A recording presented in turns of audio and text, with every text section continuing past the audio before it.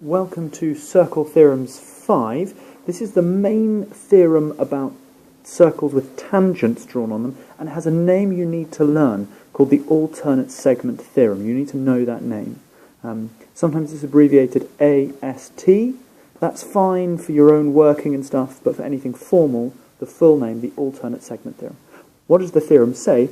It says, whenever you've got a tangent line and a chord, like this chord here, the angle between the tangent and the chord is the same as any angle from the circumference which shines onto or subtends that chord. So it says in this case that that's 40 degrees, the same as that angle there.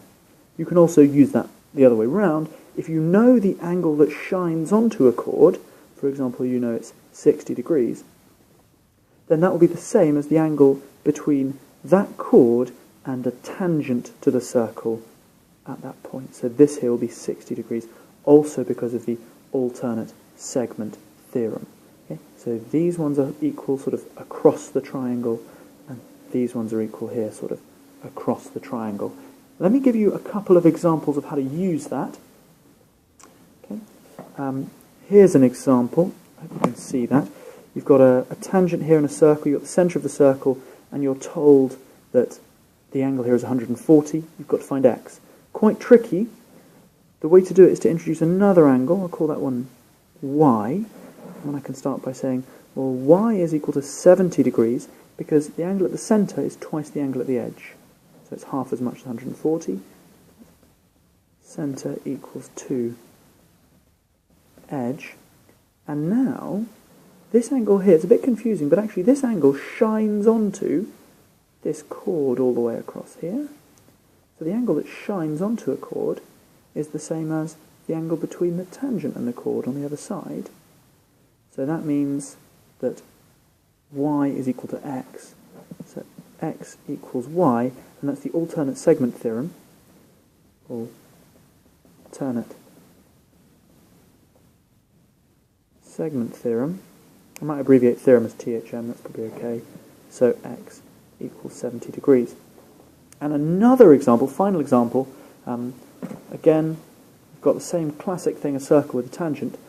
Notice another thing, these little arrows here show that these two lines are parallel. Okay, so we need to find the marked angles, x, y, and z. Well, the angle between the tangent and the chord, that's 65, is the same as any angle that shines onto it. The angle that shines onto it is that one there, x. That's the alternate segment theorem for us. So x equals 65. And I'm going to be a bit lazy now, as if this were just rough working.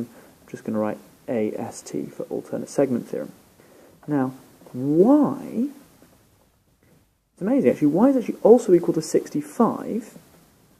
And that's not because of the alternate segment theorem, because this angle doesn't shine onto the chord here. But it's because these lines are parallel. So these are actually our good old-fashioned z-angles. But we can't call them z-angles anymore because we're grown-ups, so we have to use the posh name for that, which is alternate angles. So, a bit confusing, two different ideas, the alternate segment theorem for that side, alternate angles for that side when it's parallel, and finally you've got x plus y plus z is 180, and that's because of the triangle, so you can figure out that z is actually equal to 50 degrees once you've done the subtraction.